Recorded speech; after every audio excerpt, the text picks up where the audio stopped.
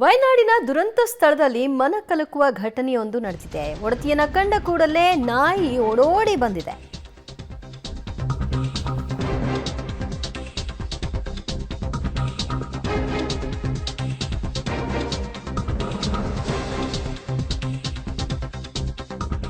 ವಯನಾಡಿನ ದುರಂತ ಸ್ಥಳದಲ್ಲಿ ಕಂಡು ಬಂದಂತಹ ಒಂದು ಮನ ಕಲಕುವ ಘಟನೆ ಇದು. ಒಡತಿ ನೋಡಿದ ತಕ್ಷಣ ನಾಯಿ ಓಡೋಡಿ ಬಂದು ಒಡತಿಯನ್ನ ಸೇರ್ಕೊಂಡಿದೆ. 6 ದಿನಗಳ ಬಳಿಕ ಚುರಲ್ಮಲಕ್ಕೆ ಉಮಾ ಅವರು ಬಂದಿದ್ದಾರೆ.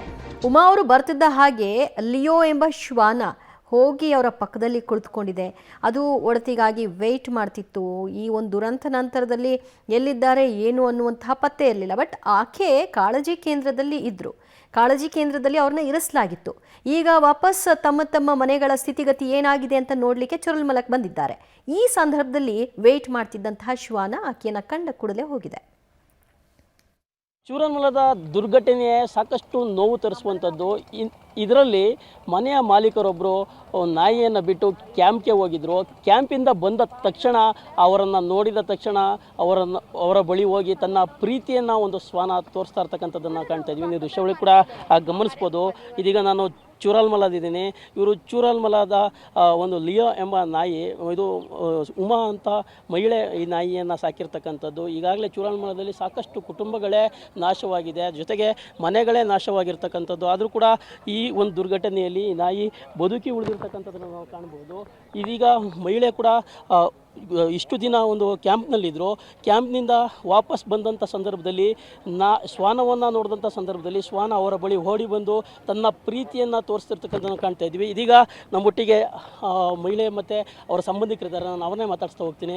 ಸರ್, ಲಿಯೋ ಎಂಬ ನಾಯಿ ನೋಡಿದ ತಕ್ಷಣ ನಿಮ್ಮನ್ನ ಬಂದು ತಪ್ಕೊಳ್ಳುತ್ತೆ, ಪ್ರೀತಿ ಮಾಡುತ್ತೆ, ಏನು ಹೇಳ್ತೀರಾ ಸರ್? ಅದೇ ಇದು ಅವತ್ತು ಇದು ಹೊಡೆದೋಯ್ತಲ್ಲ, ಆವಾಗ ಇವರು ಇಲ್ಲಿ ಕ್ಯಾಂಪಿಗೆ ಹೋಗಿತ್ತು. ಇಲ್ಲಿಂದ ಇವರೆಲ್ಲ ಕರ್ಕೊಂಡೋಗಿ ಕ್ಯಾಂಪಿಗೆ ಹಾಕಿತ್ತು. ಈಗ 4 ದಿನ ಆಯ್ತಲ್ಲ ಇಲ್ಲಿಗೆ ಬಂದದು. 4 ದಿನ ಬಂದಾಗ ಈ ನಾಯಿ ಟೌನ್ಲೇ ಇತ್ತು, ಇಲ್ಲಿ ಅಂಗಡಿಲೇ ಇತ್ತು. ಅವ್ರ ಸೌಂಡ್ ಕೇಳೋಗೆ ಓಡಿ ಬಂದು ದಬ್ಕೊಬಿಟ್ಟಿತ್ತು. ಅದು ನೋಡುವಾಗೆ ನಮಗೆ ಅಳು ಬರ್ತದ.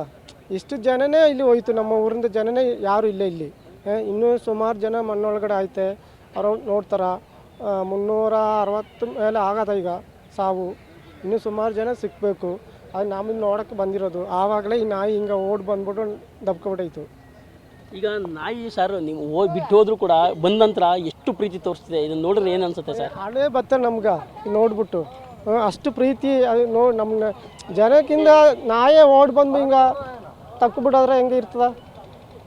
ಅದೇ ಸರ್. ಈಗ ಮತ್ತೊಬ್ಬರಿದ್ದಾರೆ, ನಾನು ಮಾತಾಡ್ತೀನಿ. ಸರ್, ಈಗ ನಾಯಿಯ ಪ್ರೀತಿ ಬಗ್ಗೆ ನೀವೇನು ಹೇಳ್ತೀರಾ ಸರ್? ಅಲ್ಲ, ಮನುಷ್ಯನಿಗಿಂತ ನಾಯಿ ಪ್ರಾಣಿಗಳು ಸ್ವಲ್ಪ ಇದಾಗಿದೆ. ಅವತ್ತು ಹೊಡೆದೋಗಿದ್ದ ಸಮೇತ ಈಗ ಇಲ್ಲಿ ಐತೆ. ಈ ಮಣ್ಣು ಎಲ್ಲ ಯಾರು ನಾಯಿದೇ ಹೋಗಲಿ, ಇಷ್ಟು ಜನ ಎಲ್ಲ ಮಣ್ಣಿನ ಅಡಿಲಿ ಆಯ್ತಲ್ಲ ಅಂತಂದು ತುಂಬ ಸಂಕಟ ಇದೆ ಮನಸ್ಸು.